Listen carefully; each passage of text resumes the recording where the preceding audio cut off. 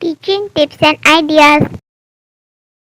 अस्सलाम वालेकुम viewers, welcome to my channel teaching tips and ideas. आज मैं आपके साथ कोई वीडियो एक्टिविटी से रिलेटेड शेयर नहीं कर रही हूँ। आज मैं आपको अपनी बहुत स्पेशल, बहुत अच्छी दोस्त से मिलवाने वाली हूँ, जिन्होंने एक अरसे से स्पेशल और नॉर्मल बच्चों के साथ काम किया है और उनको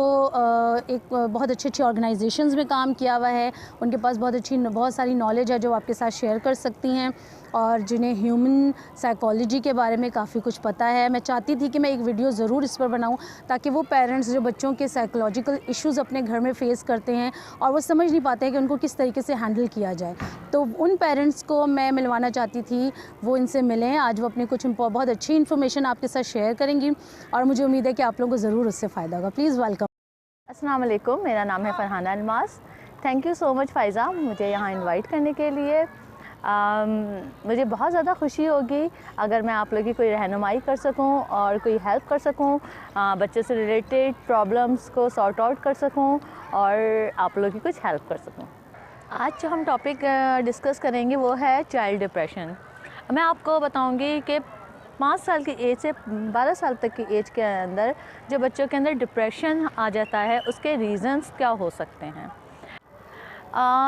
एक रीज़न ये भी हो सकता है कि जब माँ ओबीस से होती है तो अगर वो टेंशन में है या वो कोई इस तरह की मेडिसिन यूज़ कर रही है डिप्रेशन की, तो इससे भी बच्चे के अंदर जो है डिप्रेशन जो है वो ट्रांसफ़र हो सकता है। एक वजह ये हो सकती है आपके घर के माहौल के अंदर, अगर पेरेंट्स आपस में बहुत लड़ाई झगड़ा कर रहे हैं तो वो जो माहौल जो होता है वो बच्चे को डिप्रेस करना शुरू कर देता है। इसकी वजह से भी बच्चे के अंदर जो होता है वो डिप्रेशन आना शुरू हो जाता है। एक रीज़न ये भी हो सकता है कि देखें, जो रिस्पेक्ट है हम सब के लिए बहुत ज़रूरी होती है, इसी तरह बच्चे के लिए भी बहुत ज़रूरी होती है। हम अगर किसी के भी सामने बच्चे को डांट देते हैं तो वो भी अपनी बेइज्जती महसूस करता है, तो हमें इस चीज़ का बहुत ख्याल रखना चाहिए कि हमें इसकी रिस्पेक्ट करें, बच्चे की उसकी फीलिंग्स का हम ख्याल रखें। सेकेंडली, बच्चे के साथ ये सारे इश्यूज़ ना भी हों, अगर घर के माहौल के भी नहीं इशू हो तो मे भी हो सकता है उसका हेल्थ इशू हो। उसके हेल्थ इश्यूज़ में भी बहुत ज़्यादा फिज़िकली मेंटली प्रॉब्लम्स हो सकती हैं जिसकी वजह से वो अंदर ही अंदर डिप्रेस हो रहा हो। इसीलिए हमें बच्चे के साथ थोड़ी सी बॉन्डिंग रखना बहुत ज़्यादा ज़रूरी होता है। एक रीज़न ये भी हो सकता है कि हमारा जो मनफी रवैया होता है ना, वो बच्चे पे बहुत ज़्यादा असरअंदाज कर जाता है। हमारी बातों का, हमारी डांट डपट जो होती है उससे भी बच्चा जो है बहुत ज़्यादा डिप्रेशन में चले जाता है। कुछ ऐसे गेम्स वगैरह होते हैं जैसे हमें अवॉइड करना चाहिए कि बच्चे इस टाइप के गेम्स ना खेलें देखें जिसमें लड़ाई झगड़े इस तरह की चीज़ें हों, क्योंकि बच्चे उन गेम्स के ज़रिए भी बच्चों के अंदर जो डिप्रेशन है वो बच्चे में ट्रांसफ़र होना शुरू हो जाता है। हमें बच्चों को इस तरह के गेम्स वगैरह से अवॉइड करवाना चाहिए, क्योंकि कुछ गेम्स ऐसे होते हैं जिसमें लड़ाई झगड़े बहुत ज़्यादा होते हैं, बहुत ज़्यादा डिप्रेशन होता है और ऐसी मूवीज़ वगैरह इसमें लड़ाई झगड़े बहुत ज़्यादा हो रहे होते हैं या बहुत ज़्यादा यानी कि असलहा वगैरह यूज़ हो रहे होते हैं, तो इससे भी बच्चे से बराह रास्त उनके जहन पे जो असरात होते हैं ना वो ट्रांसफ़र हो रहे होते हैं और बच्चे के अंदर डिप्रेशन का जो एक रास्ता बनता जाता है और बच्चा जो है डिप्रेशन का शिकार होता जाता है। सेकेंडली, एक कॉमन सी बात है कि अगर हम गुस्से में होते हैं, नाराज़ होते हैं और हमारी जो फ्रस्ट्रेशन है हम किसी और पे निकाल नहीं पाते ना, तो भाई हम क्या करते हैं, हम अपने बच्चों पे निकाल रहे होते हैं। उन्हें बात बेबात पे डांट रहे होते हैं, उन्हें वो रीज़न भी समझ नहीं आ रहा होता कि आखिर मुझे अगर डांट पड़ रही है तो क्यों पड़ रही है, मगर हम उनको डांट के अपनी फ्रस्ट्रेशन तो निकालते हैं, मगर हम उनके अंदर वो जो फ्रस्ट्रेशन होती है वो ट्रांसफ़र कर रहे होते हैं और जो बच्चे के जहन पे बहुत बुरा असर करता है। अच्छा, एक कॉमन रीज़न हमारे बच्चों के अंदर देखें पढ़ाई का होता है। सम टाइम बच्चे को ना पढ़ने में बहुत प्रॉब्लम हो रही होती है, वो टीचर्स के जो कमांड्स है वो फॉलो नहीं कर पा रहा होता, उसको इंस्ट्रक्शन समझ नहीं आ रही होती। हो सकता है कुछ एरियाज़ के अंदर उसको प्रॉब्लम हो रही होती है पढ़ाई के अंदर, जब उसे समझ नहीं आ रहा होता तो वो क्या करता है कि बहाने बना रहा होता है कि पेट में दर्द हो रहा है, ये हो रहा है, स्कूल जाने के बहाने बनाता है। उस अंदर ही अंदर जो होता है ना बच्चे के अंदर एक डिप्रेशन सा हो रहा होता है, क्योंकि हमारी सबसे ज़्यादा बेसिक प्रॉब्लम ये है कि हमारी बच्चों से बॉन्डिंग नहीं होती है। हमें सिर्फ ये पता होता है वो इसे स्कूल जाना है और वो बहाने बना रहा है, मगर हम कभी यहाँ तक नहीं पहुँचते कि वो बहाने बना रहा है तो उसके कोई रीज़न तो हो सकता है। अगर वो एक दफ़ा कह रहा है, 2 दफ़ा कह रहा है, तो उसके पीछे कोई ना कोई रीज़न ज़रूर है। ये भी बहुत बड़ा रीज़न है कि अगर उसे पढ़ाई नहीं समझ आ रही है, तो जब क्लास में और बच्चों को देख रहा होता है कि वो आगे जा रहा होता है और उससे टीचर्स अप्रिशिएट कर रही होती है और उसे यानी कि कोई भी अच्छा यानी कि कमेंट्स नहीं मिल रहा होता, इस वजह से भी डिप्रेशन का शिकार हो रहा होता है बच्चा। एक बहुत इम्पॉर्टेंट रीज़न है, हम अपने इर्द गिर्द में देखते हैं कि हम अपने बच्चों को ट्यूशन पढ़ने के लिए भी भेज रहे होते हैं। हमें बहुत ज़्यादा ख्याल रखना चाहिए। हमें ये देखना चाहिए कि हम जहाँ अपने बच्चे को भेज रहे हैं, बच्चा वहाँ कंफर्टेबल है, वहाँ का माहौल कैसा है। सम टाइम बच्चों के साथ कुछ नाज़ेबा हरकतें हो जाती हैं, जिसकी वजह से जो बच्चा होता है ना, वो जाने के लिए तैयार नहीं हो रहा होता है, मगर हम एज अ पेरेंट्स बच्चे को बहुत ज़्यादा ज़बरदस्ती कर रहे होते हैं और भेज रहे होते हैं कि नहीं जाएं, आपको पढ़ना है, मगर बच्चा जो है बहाने बना रहा होता है। ये बहुत ज़्यादा इम्पॉर्टेंट रीज़न है जिस पे हमें बहुत फोकस करना चाहिए कि आखिर वो इस तरह कह रहा है या नहीं जा रहा है, क्या वजह है, रवैये की वजह है या कोई और बात है। देखिए, जब ये सारी कैफियत बच्चे के ऊपर हो जाती है, इतनी सारी प्रॉब्लम्स होती है, वो डिप्रेशन के अंदर आ जाता है और वो जब अपनी प्रॉब्लम्स जो है वो बता नहीं पा रहा होता, किसी से शेयर नहीं कर पा रहा होता, तो वो तन्हाई का शिकार हो जाता है, बहुत सैड होने लगता है। वो जो माशरा है ना, यानी कि माशरे का मतलब उसके जो इर्द गिर्द के लोग हैं, वो उसके लिए माशरा है, वो उसे ब्लेम करना शुरू कर देता है और वो उदास होता है, अपने आप को तन्हा कर देता है और उसकी यानी कि कोई सोशल लाइफ नहीं रहती है। इसकी वजह से यानी कि वो दुनिया को ब्लेम करता है, अपने इर्द गिर्द के लोगों को ब्लेम करता है। ये चीज़ें जो हैं इसकी फ़िज़िकली और मेंटली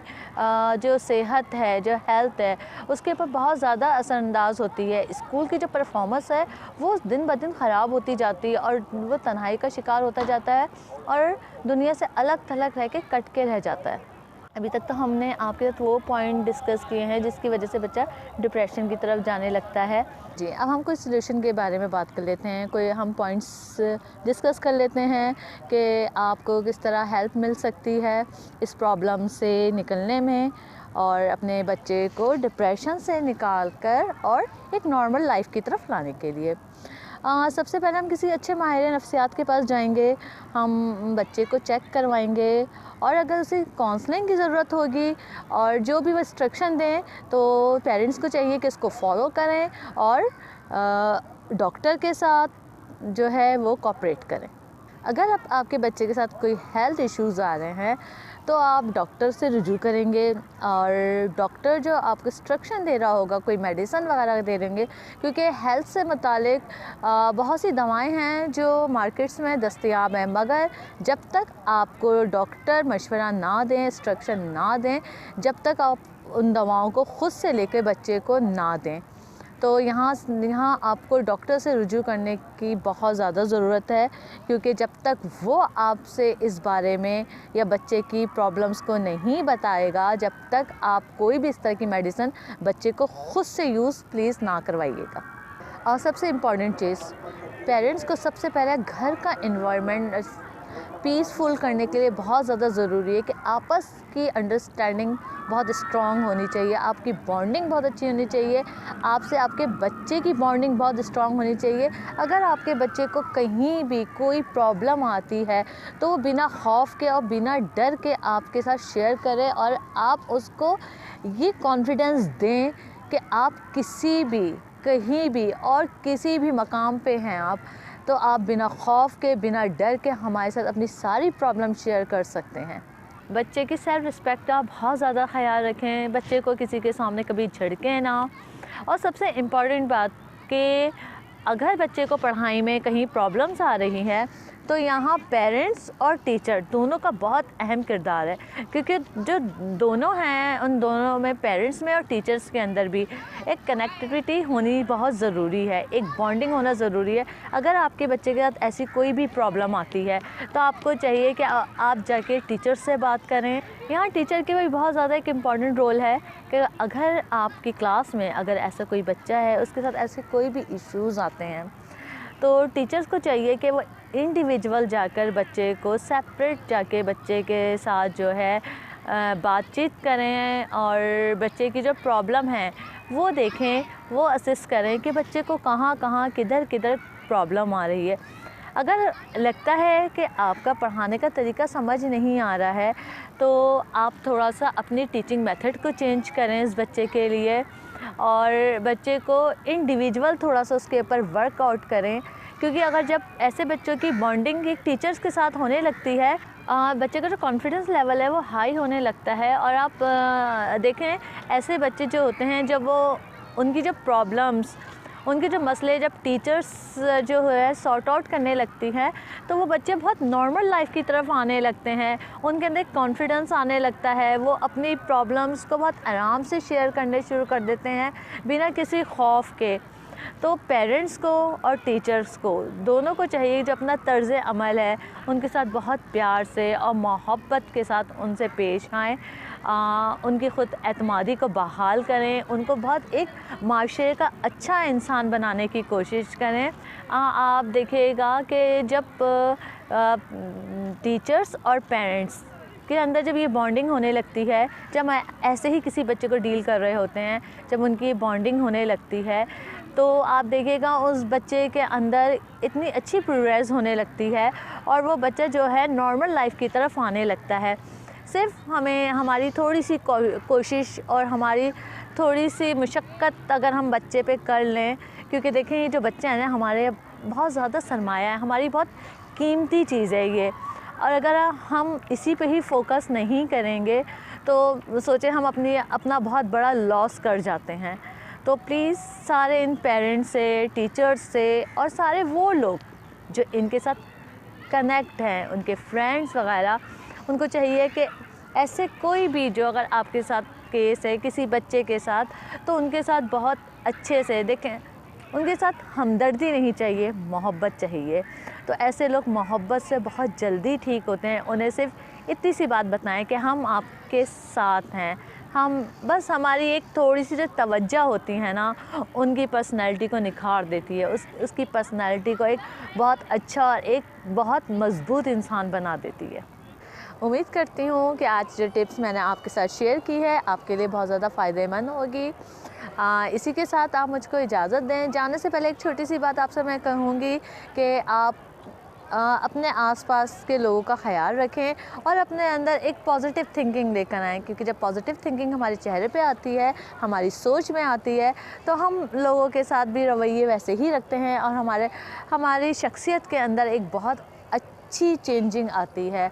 तो प्लीज़ कहते हैं कि गुमान ना करें, और अगर गुमान रखें तो बहुत अच्छा गुमान रखें, क्योंकि जो अच्छा गुमान होता है वो आपकी ज़िंदगी के अंदर बहुत आसानियाँ पैदा करता है। इसी के साथ मुझे इजाज़त दीजिए। अल्लाह हाफ़िज़। Thank you so much Farhana. उम्मीद करती हूँ आप सबके लिए ये तमाम टिप्स जो हैं बहुत फ़ायदेमंद साबित होंगी। बहुत अच्छी टिप्स इन्होंने हमारे से शेयर की हैं,